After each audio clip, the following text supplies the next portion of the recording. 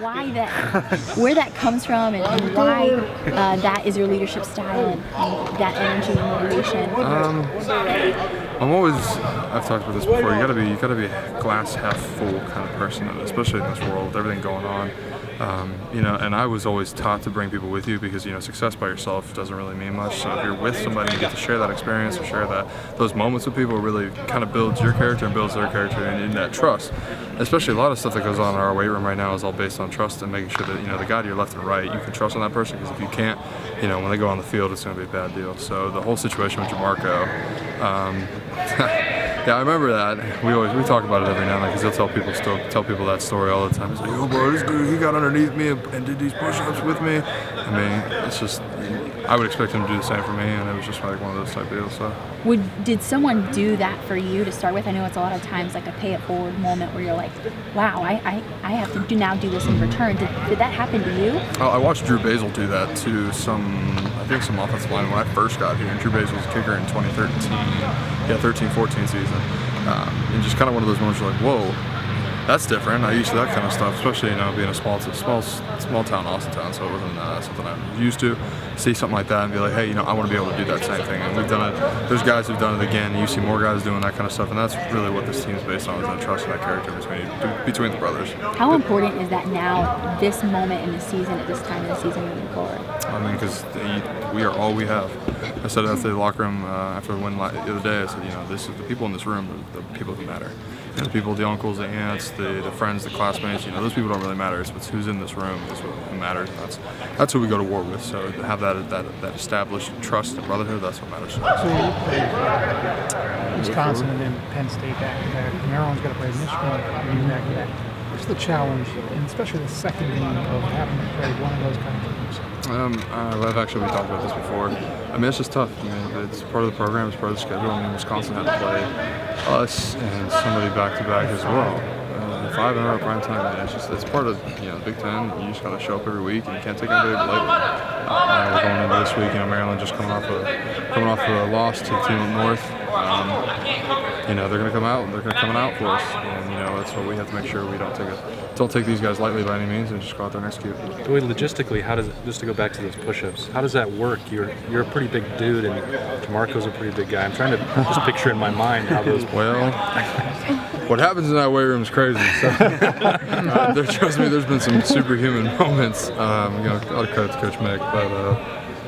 Yeah, he was struggling. I mean, he was going up to finish a push-up. If anybody's, try to they're burn out on a push-up, and he's starting to fail, crawl underneath them, and just finish it off. So it's just kind of not one of those moments I like to brag about, because it's just that's not who I am. Weight room numbers really don't matter. It's just, I can do this, I can do that. Okay, cool.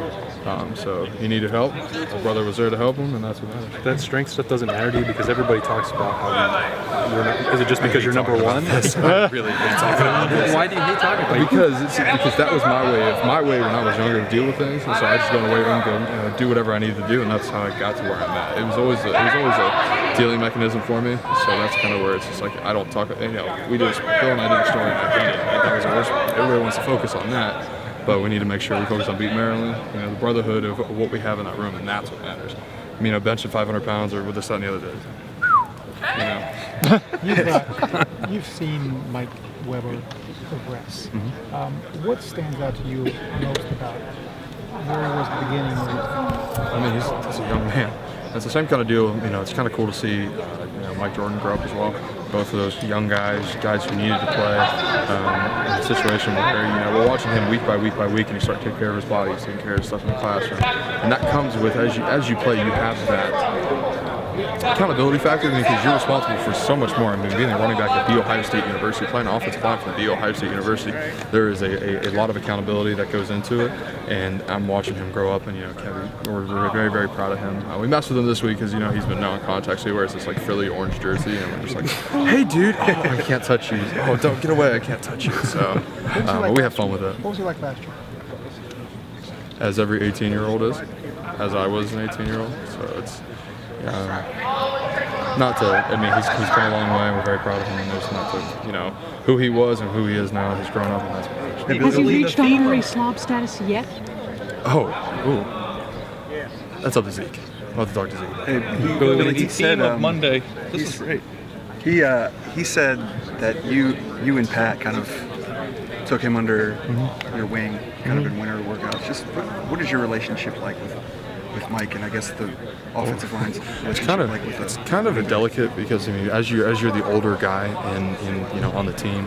Mike FaceTimed me the one time, and like I was on the middle of a phone call. I think I was on the phone with my mom. And I said, I was like, Mom, I gotta go. Hold on a second. Let me call you back.